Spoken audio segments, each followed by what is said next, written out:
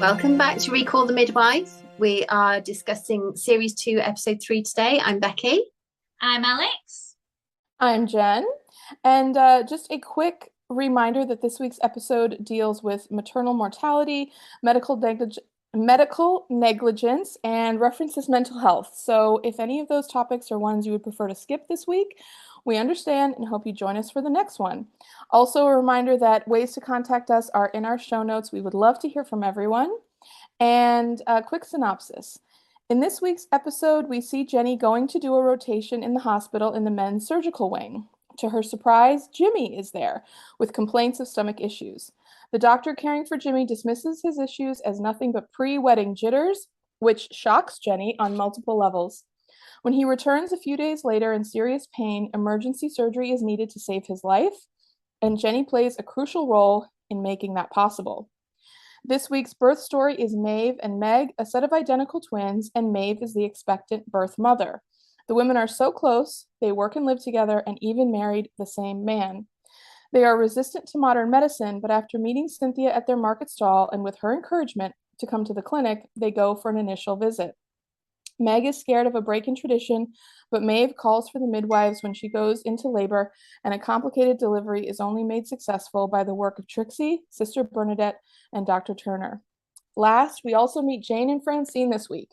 Jane comes to Nonnatus house quiet and shy, but tasked with the job of medical orderly at the hospital caring for the mentally ill. And Jenny meets Francine working in the hospital. Francine is a fellow surgical nurse in the men's ward. Okay, girls.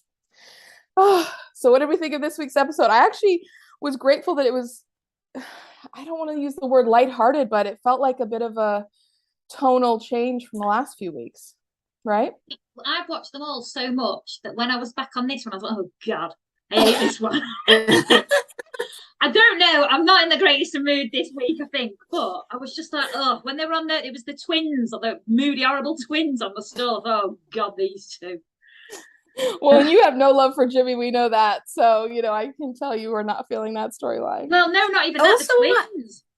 I do love it when they're seconded to the London.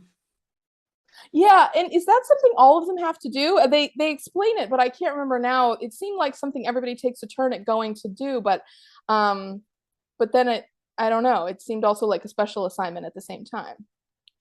Well, I thought you'd love it, Bex, because of their uniforms, normal Hartnell. Yeah, look at those big puffy Although sleeves. we did get introduced. Who did we get introduced to in this episode for the first time? Francine! No, we'd already seen Francine. Come on, girls. We'd already seen her? No, I thought this was the first episode we saw Francine. Was it? Have I watched one episode? Oh, God, you know what? It's one of them days for me. No, but who did we get introduced to at the London? One of the staff. She wanted to go and be a florist. Wait, I thought blonde hair. The nurse, isn't her name Francine? No. What's her name then? Patsy. Oh God. Jeez. So Jen was right. Wait, Francine is Jimmy's girlfriend. Yes. Oh God. Oh, I'm sorry. I have it in my notes. Patsy shows up for the first time. Oh, girls. I'm sorry. I honestly thought I was going mental then. No. I've done it. I apologize. I apologize to you too. I apologize to our listeners for my mix-up. Millions of listeners. I will say though, thank you to everyone who is listening. We're having loads of lovely comments online and people contacting us. Contact us with questions and things you want to know as well about the show or game ideas. That'd be cool. But yeah, thank you so much for the lovely feedback. Yeah, it's been amazing. Bye. Let's actually get on with the podcast now. But yes, Patsy, you're exactly right. She's amazing. I love her. An icon literally from the first minute she steps on screen. I love her. But the outfits, the nurses' outfits at the London, the balloon sleeves, they just look so uncomfortable. Yeah, but they look so impractical. To be fair, like any of the other outfits that look comfortable, they're all horrible, aren't they? Like, yeah, nothing's built for comfort in the 50s. But I will say that at least the midwives' normal outfits of like the blue dresses and the maroon sweaters look very functional. They look nice, but they also look very functional. The nurses' outfits, they're like starched. They look like they need to be ironed every single day. The sleeves are so puffy. It's almost like you have two pillows on the side of your elbows, on the side of your shoulders. Like, I can just, I mean, I don't know what nurses do, but I just have to think like, well, I guess you're not really dealing with things that are that, like dirty or whatever, because it just feels like you'd like Well, you ruin that just outfit change so them. quickly. If you got blood on you and stuff, you just change. I would wear that normal Hartnell sleeve dress all day long, as opposed to the awful, awful like ugh, of the midwife uniform. I like the color. I like the purple color. Yeah, see. So we met Patsy this week. We also met Jane, who's just my favorite. Oh yes, Jane, another icon. Yeah, completely. And like just this gentlest soul. Like you can just tell the second she shows up, she's just the sweetest, gentlest person. I thought, oh, if there was ever anybody who would be a calming presence in a very chaotic environment like a hospital for the mentally ill, then yeah, she would be it. It would be Jane. But that's also part of her thing, isn't it? That's part of her backstory. Like, obviously, she was one of these troubled people. Right. And this is like a rehabilitation, not rehabilitation, that's making it sound like there's something wrong with them. But, it kept like bringing people out into the community and getting them functioning. And, this is part of it, which Sister Julianne, I kind of think it's a bit, I can't decide if it's irresponsible of Sister Julianne not to tell the others. Like, actually, you may want to tone down some things you say. Or, like, she's done the right thing because it's not her business to tell. I can't decide. But also, she is telling nuns and midwives who all deal with. I mean, it's only do nurses sign the Hippocratic? What is it? The Hippocratic Oath? Yeah. Hippocratic Oath, yeah. Hippocratic Oath. Hypocritical oath. I'm sure nurses have a code of ethics. Yeah, no, I'm sure they do. Of all the people that are trustworthy, you would think midwives, nuns, and nurses are fine to tell. Well, yeah, but at the same time, Sister Julianne's so moral and amazing. She's probably a bit like, well, it's not my secret to tell. It's up to Jane if she wants to tell. Oh, about Jane's history of mental health. Yeah. Oh, yeah. Well, I think that's the right call. I mean, I think you would want someone's private business to stay their private business until they revealed it. I mean, the thing that I feel like was more difficult in this episode is that just the culturally accepted way to discuss mental health issues and people with mental health issues was, I mean, by 2022 standards was like really not great. So, I mean, even if they had, I mean, I don't know I can't remember now exactly what term it was, but I feel like Trixie might have said something like, oh, you're working at the madhouse or something like that. Yeah, I mean, like, it was something like that. Like, which is, I mean, very, very, well, again, now in our time, it's very unacceptable to say something like that. But I don't know if it's the American-British divide or something, but I really feel like me and Bex would totally blab to everyone to tell them first and then make sure they're prepared. I mean, we know that I would gossip. You'll never guess. Gossip. It's caring about her and the way she integrates into your working community, Becky. That's exactly what it is. I think because of my profession, I probably would not want everyone. You'd have higher moral standards than us. I mean, I'd want to know, but I don't think I would be comfortable to tell. Oh yeah, we've got morals in the gutter. Right now, twins. Can I just tell you one of my notes I've written down here that just made me laugh? Avocados. If only they knew. What does that even mean? Oh, you've really gone off the rocker now, Al. I think I have. I think avocados, if only they knew, means that they were like, oh, avocados. Like, oh, gosh. They're rare. They're everywhere now. I think that's what I mean by if only they knew. Yeah. Well, and Cynthia calls them avocado pears, and then she makes that lunch, which is I think I wrote like avocado toast, basically. I said she serves the worst and smallest lunch, basically avocado toast. And all of the nuns are just like, but I'm with the nuns. I was talking about this today. I hate avocados. My mum still calls them avocado pears, by the way. She still calls them avocado pears. Really? Yeah. Oh, I like I mean, that. I do like a bit of avocado on toast, but you've really got to season it. Lemon juice, bit of. You put olive oil with it as well, didn't you? Yeah, Well, I just think in the 50s that was going to be quite bland. Well, yeah, I think it is now.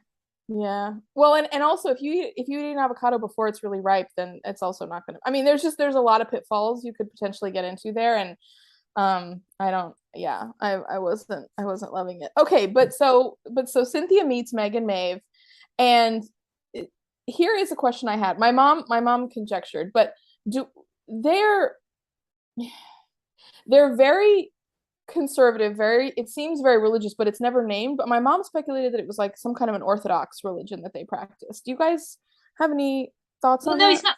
Well, I don't think it's religion. It's Nicholas Culpeper, isn't it? The herbologist. Okay, so who is and that? he was in like, God, I've actually got my Wikipedia page open.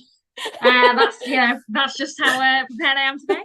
We're finally turning our Boer War stuff. He was a botanist, herbalist, physician, and astrologer, and he lived from 1616 to 1654. So my point being, he wasn't like last year or anything. This is literally 1600s, and he basically was all about outdoor medicinal herbs and. Okay. Yeah, basically, they're nuts. Don't get me wrong. I'm all about herbalism and that kind of stuff and helping with that kind of stuff. But if he's doing it with like astrology as well. So it's kind of just a very vague, like naturalist, what am I saying? Like astrological, like there's a lot of like mysticism and everything kind of built into their worldview. Yeah, I think there's still really a lot defined. to be. Yeah, I think he's still quite a. What's the word? Respected insofar as herbalism with all of his plant recipes and stuff like that. But those Maeve and Meg, they're weird anyway, aren't they? Like obviously the fact they're married to the same man. Well, I did not realize they were both. I thought one of them was married and the other one just lived with them. even though they, you just missed it when they explained that they're both married to him. When they explicitly said. They both walked up the aisle and then they both walked back down with him in the middle, and it was all very. But do you think that they both have marital relations with him? Okay, this is a big question. Can I just say that was such a Sister Julianne way of saying it? I just thought I can't. That's the only way I can say it on a podcast. Thank you for saying it that way and not saying it any other way. I kind of hope that only one of them is actually doing anything marital in that way. Well, I thought maybe that's why the other one had such strong feelings as well, because she was jealous that he hadn't chosen her. Maybe. Maybe because also I don't know, like twins, like it's borderline incest. I literally wrote kind of incest ? I truly didn't know. But then we know that the nuns are fine with incest, so exactly. If anything, they celebrate it. I don't see how it's incest because they're not going with their brother, right? No, I know, they're doing it at the same time. No, I know. I lines get blurred. I kind of thought about Robin. I kind of thought about it like sister wives, you know what I mean? Like how Mormons I think do that, like where they marry more than one woman. I mean, in this case, it's two sisters, but like you're never with any, like it's always just one-on-one, man and woman. Yeah, but in sister wives community, they live in separate houses, whereas these all live together as a three. They work together all day. Who can afford another apartment when you're in Poplar? I mean, True. But how convenient that they had twins, so now they've got one each. Oh, okay. Should we just fast forward to so the girls are so Meg is the one that's very traditional, like very steep. She's not going to do anything modern. Maeve is the pregnant one. I think she feels a little bit more anxious because obviously it's her body. Yeah, right, exactly. They both know the story of how their mother passed away in childbirth. But since she's the one giving birth, I think she has real legitimate fear that that's going to happen to her too. So she's more open to medical intervention. But when it finally comes time to give birth, she calls the midwives and they come, and it's Trixie and Sister Bernadette and Dr. Turner that have to be there. Hang on. The pregnant one gets the husband to call the midwives. Yes, right. Yeah, the one basically. Well, first off, setting the scene, they meet Cynthia. Sorry, slip of the future tongue. So they meet. They meet Cynthia she meets them at their market stall. And they're really rude. They're really rude and tell her to basically naff off because she can see one's pregnant. She's like, "Oh, who are you under?" Thinking that they're not under her. And that's when we find out they're into all this herbalism. Fine, but then one's really, really ultra for it because she's not the one actually having the baby. Fast forward to the birth scene, and she said she didn't want to get them involved. She even sent Jane. Jane came round to the house. Poor Jane. Oh, poor Jane when she threw that birth impact. I was like, how dare you? I know. So mean. So mean. Rude. But the point is, the pregnant one was terrified, and she saw all this happening and was like just panicking more because obviously she's the one left in the lurch. Like it's all right for which one was the one who had the baby? Meg or Maeve? Maeve had the baby. Maeve had the baby. Yeah. Meg was awful. Just really she overpowering of Maeve. Mhm. No wonder he chose to have a child with Maeve. So anyway, so well, also at the end, Meg was horrible, but we'll talk about that in a minute. So anyway, Meg is like telling Jane to F off, everything's fine. Then the baby comes. By the way, the contraption, that birthing chair, Don't get me started. that is the most terrifying thing I've ever seen. It was truly like a medieval apparatus. I just I wonder cannot where they even. picked that up. It's not. Do you know what I mean? They're in. Yeah, exactly, Bex. I Maybe mean, from a mother. That's where a mum died. So they kept it as a shrine in the corner. just terrifying. Grew some herbs in it for their medical Oh, usage. Anyway, yeah. right. So, obviously, Maeve. The time comes for Maeve to give birth. No, she's had no checks by anyone. Mhm. Oh, and also Sister Evangelina got involved at one point. Came round and was like, "You will need some help, mate." Well, no. No, because Maeve goes to the convent, doesn't she? Oh, and then Sister Evangelina answers the door.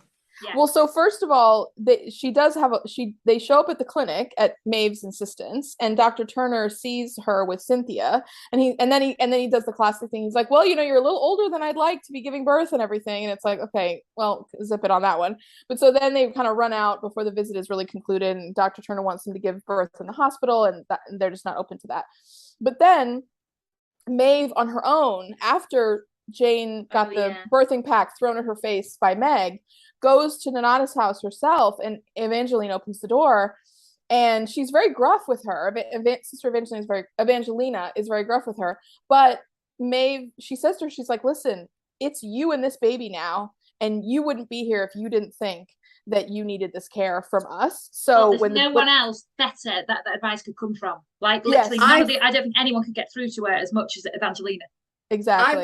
I warmed to Sister Evangelina when she spoke to her, because also those two are tough twins. They're tough cookies, yeah. Yeah, I just feel like that Sister Evangelina was given as good as they give.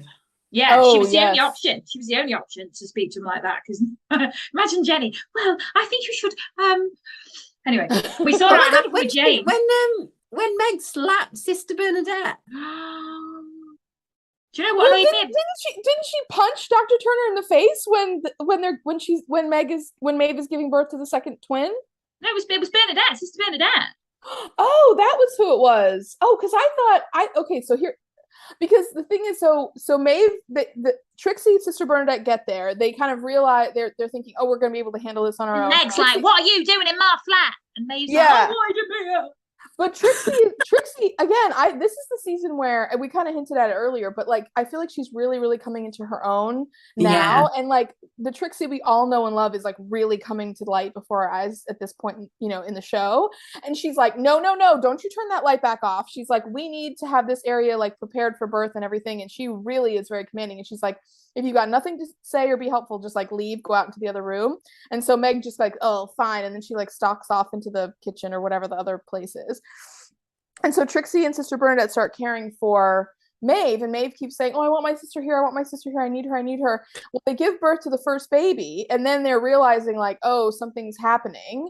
And so they call Dr. Turner, or maybe Dr. Turner was already there. I can't remember now specifically, but he's there. And then Maeve is very worried that she's going to die in childbirth because her mother died in childbirth. And then once she finds out that she's having a second baby, because no one got to examine her to figure out the twins were in there, then she's like, oh my God, now I'm really gonna not survive this because it's all very complicated. And the baby is not positioned the right way to be born, properly head first and everything. And so she cries out in this really intense way. And then Meg comes in, and I thought she just like grabbed Dr. Turner and like pulled him off and like punched him in the face. I think she did grab Dr. Turner, but she also punched. But then she slapped Sister Bernadette. Yeah. Oh, okay. So she was having no bar of it. She wasn't helping at all. And what she did do was just come in and like assault people. Exactly. Also, when her sister was calling out for her, I just thought selfish. Like, just get in there and hold her. Yeah. Also, do you know they were played by one person? Wait, what? No. Yeah. No, they didn't. Yes, they were. They were played by Monica Dolan. She's a really famous actress. She was in like Appropriate Adult, The Thief, The Wife, and His Canoe. Do you remember? She's really amazing actress. I'm gonna have to rewatch it. Yeah. It's just one actress. Why in the She's world not a wouldn't twin. I don't think she's a twin. Look at me saying this now.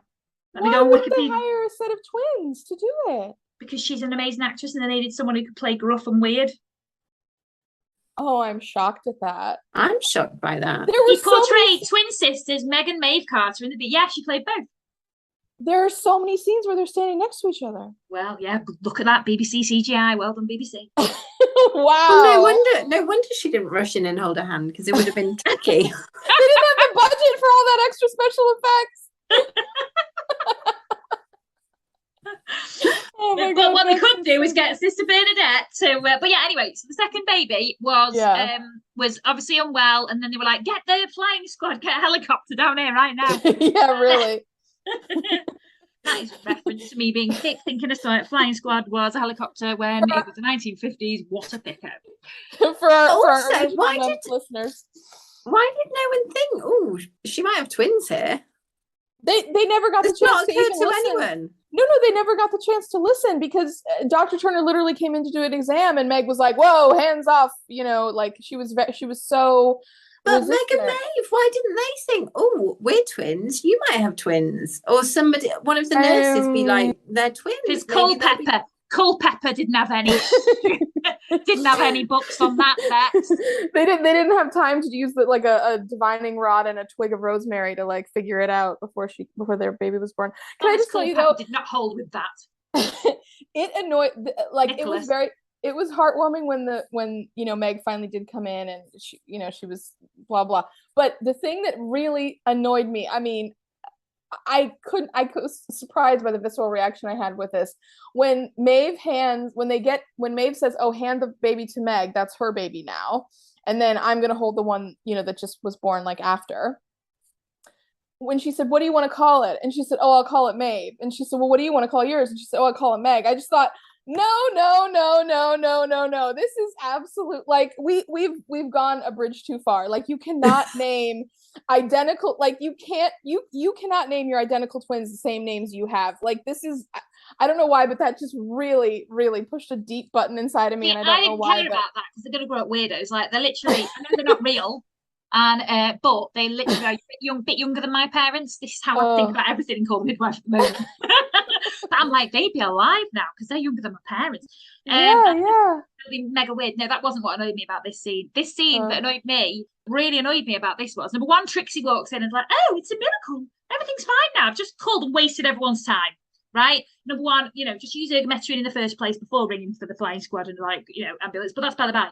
The one that really annoyed me was Sister Bernadette being all like happy and smiling. You've literally just been walloped in the gob.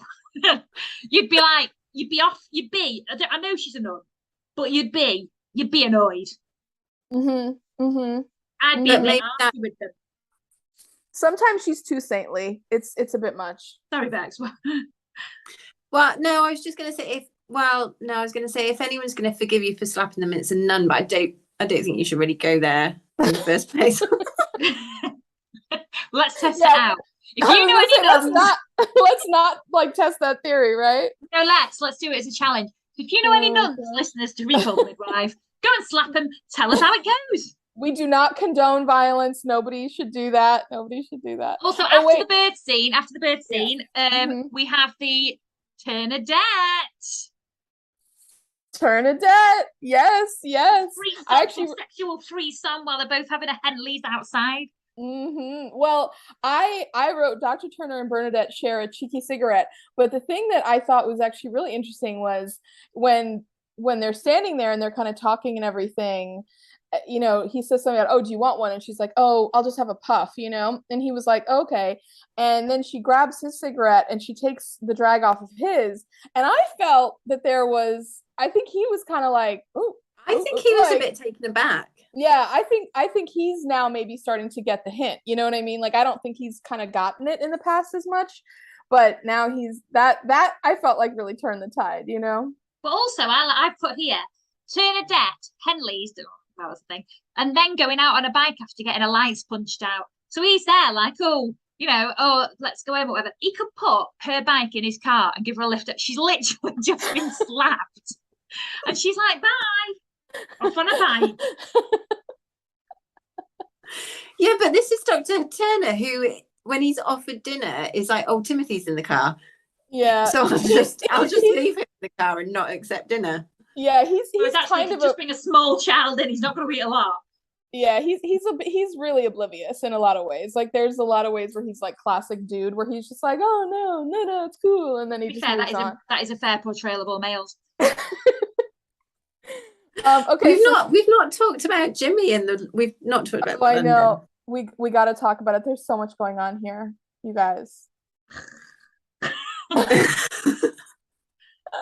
Okay, can I just tell you though, like, the thing that really made me laugh was this, though it was very serious and I was concerned for Jimmy's life, blah blah blah, this whole storyline was actually in a way kind of great, and like, I don't want to use the word fun, but kind of fun in a way, because it was like much more I don't know, like, it really felt like I just felt very like it was very relatable, very modern in a lot of ways. Like, oh, you have a thing with this guy, and then like it kind of doesn't work out, and then he goes off and he's with someone new, and you're like, oh, we can't really see each other, but then all of a sudden he dies, and then you see each other. No, but like he turns up at your work, and then you're just like, oh geez, and then like his girlfriend comes, and it's like that, and they like had that very awkward scene in the hospital room where Jimmy is like buttoning up his shirt when he's like after he's been released from the hospital, but like Francine is coming to pick him up, and Jenny and him are talking, and then Francine walks in and she's like, oh, and she's got that look on her face, and she's like, darling, aren't we gonna go have lunch and like look at flower arrangement? He's like, yes dear. Oh, and it's just like there's a lot going on there, and then he and Jenny are gonna go for a drink, and then she realizes she can't anyway, blah blah blah. But like, I don't know, I kind of thought this was a nice reprieve in a way. Just Jenny's going down in my estimations, like the more episodes we go on. She went down and up for me in this episode. I felt like she went down, then she was up, then she was down again. The thing is, she said she was going to meet up with Jimmy, even though like that's clearly a terrible idea. This man has literally just said to you, I'm still in love with you. I know I'm marrying somebody else, but I'm still in love with you.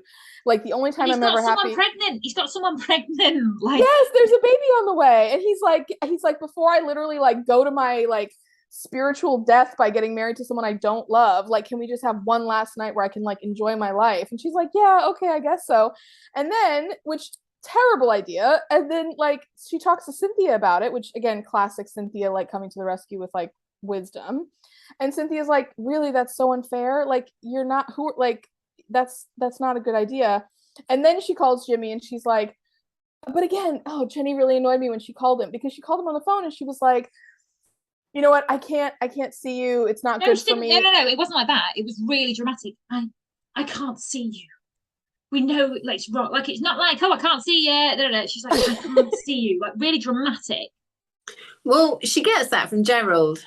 Oh, Gerald, he deserves like an ugh big time. But it really annoyed me. She didn't say to him, like, Jimmy, like, I care about you, and I really don't think this is a good thing for us to do. And knowing how you feel and how you're about to enter this new relationship, but that would actually mean her all over again. Yeah, but Jen, that would mean her actually giving some of herself and actually like being someone who's got a bit of like, what's the word, thought to them. Like, she's just like this damp squib who's just like, yes, only cares what people think about her. She doesn't give anything, does she? Oh man. But also, anyway, so Jimmy obviously nearly dies, but I also feel like this is a storyline kind of to give Jenny a bit of an end, and I know it's nowhere near her end of her being in it, but I feel like this is kind of the start of her journey into different kinds of, because obviously, spoiler alert, she doesn't end up finishing doing midwifery at the end of her life. She does other stuff, and I think this is part of her exploring that, because also they're like, oh, you're a great nurse and blah blah blah blah. So I think it's quite a good storyline for that as well, showing that the midwifery in the district is giving her a really good experience. And yes, she came here a bit like, not used to, the wards and everything like that, but I feel like it's kind of building up for the future as well. But thank goodness we meet Patsy in this episode. Yes, I love it as well. I prefer red hair, but not blonde, but also the Storky wedding bit as well. Can we talk about that? So Francine, at the very end. Francine and Jimmy do get married, which I'm glad for Francine. She seems happy and she looks lovely. Okay, can I just interrupt you for 1 second? The thing I wrote in my notes and I thought so much about Francine was like, this term didn't exist at the time for this, but to me, Francine, they made her the most basic girl on earth. Like to me, everything about her was just like, you know, like she would own all of the most like on trend clothes. She wants like, to me, Francine was like pumpkin spice latte from Starbucks. You know, she's like, ooh, cozy vibes. You know what I mean? Like, I feel like Francine is the most like, I'm just going to go with like the most herd mentality person. And it just made me laugh because like, even though we rag on Jenny and everything like that, like to be in Poplar, to be in that world means you are kind of like stepping outside of, you know, kind of quote normal society and in a type of a way. I'm not explaining that well, but you know what I mean. And to me, Francine was like, oh no, you know. Anyways, I just but at the same time, Jimmy wanted someone and she wanted him. So you know, you miss out there, Jenny. You know, Francine is the kind of person that would own like a Live Laugh Love poster, or like have like a glass that says like it's wine o'clock somewhere or something. You know what I mean? Can I just say to all our listeners who own Live Laugh Love, and we welcome you all.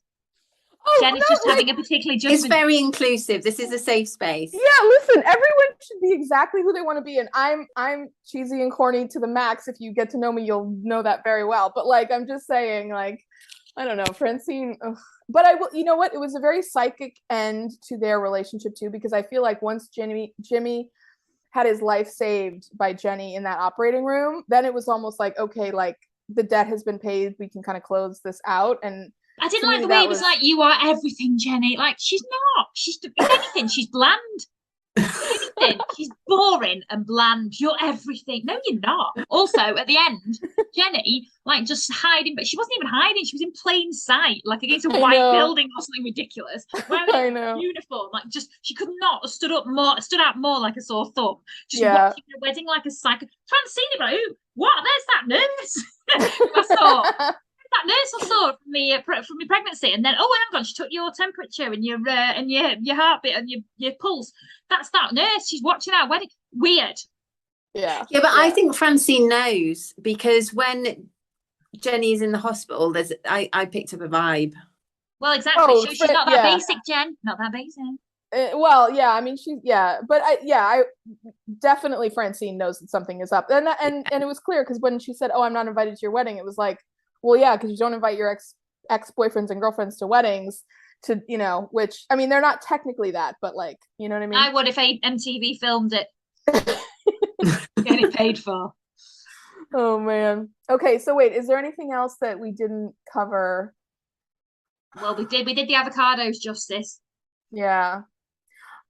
Yeah, that storyline with the doctor I thought was just kind of secondary, but yeah. I think it's time for heroes and zeros of the week. Right, who's going first?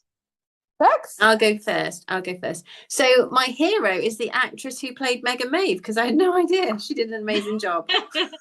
She did. I even thought they looked slightly different. So for one person to look slightly different. What's my zero? The London male doctors. Oh, okay. Yeah, just looking down their noses at the nurses, questioning them. Like whenever there were scenes when the doctors were doing their rounds, it was like a group of men. Yeah, with you. Yeah. So yeah.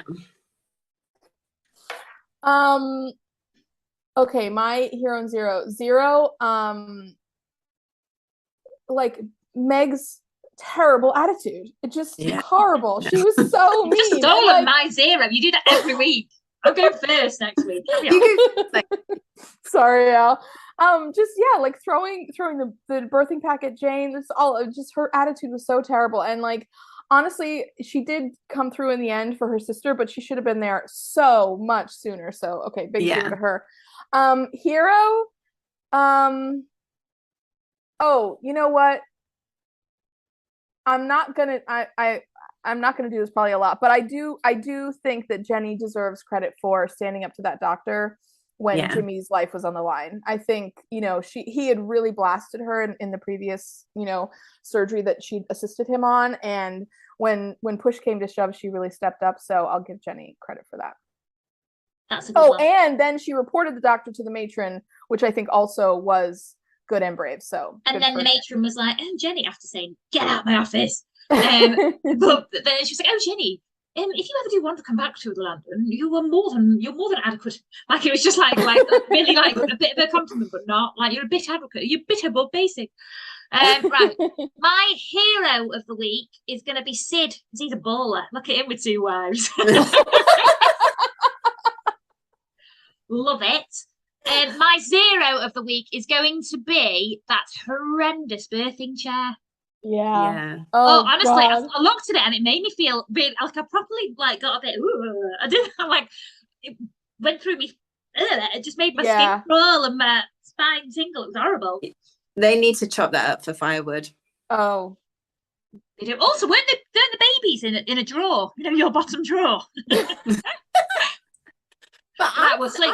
Where we slept in a drawer. Yeah, because you turned out great. You turned out totally normal and not weird at all.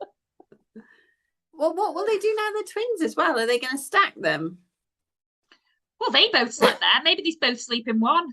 Well, I mean, okay, this is going to make me sound dumb, but they pull the drawer out of the dresser and just put it on the floor as like a bassinet. I mean, so you just put them side by side, I guess? I mean, I don't mean to be stupid, but like, that's what all your stuff I thought they just literally have the drawer like hanging out of the dresser. Oh, but wouldn't you bump into it all the time? Also, you can't have them on top of each other. That's dangerous.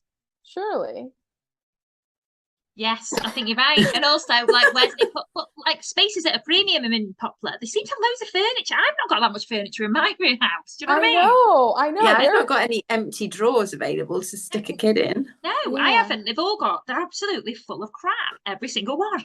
Well, and this isn't in the show in general. Like, their house looked very like antique, and then some other houses in Poplar don't look as old as that. Like, I think they just styled it that way.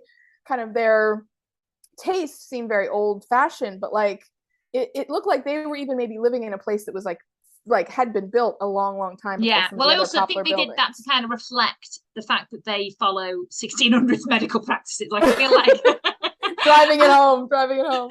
Yeah, but I do think they obviously are quite I would say traditional values, but not many people marry one man. But I'm like, how did that work legally? What paperwork did you? I just don't even want to know. There's so many questions. Wow. But the nuns are just like, yeah, they just marry one person, just like they were like, yeah, she was 14 when they married him. They overlook a lot of things, the nuns. Basically, I don't know if this is a good thing to teach us, like maybe not be judgmental like a nun, or does it teach us that nuns should be more judgmental? They serve their patients without judgment, and that's the lesson I think we should take. Oh, what a lovely end! Maybe that should be the end, Jen. Well done. I think that's the end. Right, well, join us next week then for series 2, episode 4. So if you want to watch it beforehand and then listen to us, follow us on Instagram, follow us on Twitter, follow us on Facebook, listen to us. Email us. Yes, email us. What's the email, Becky? recallthemidwife@gmail.com. And thank you so much for listening. Any characters or storylines you want us to discuss? See you guys next week. Bye. Bye.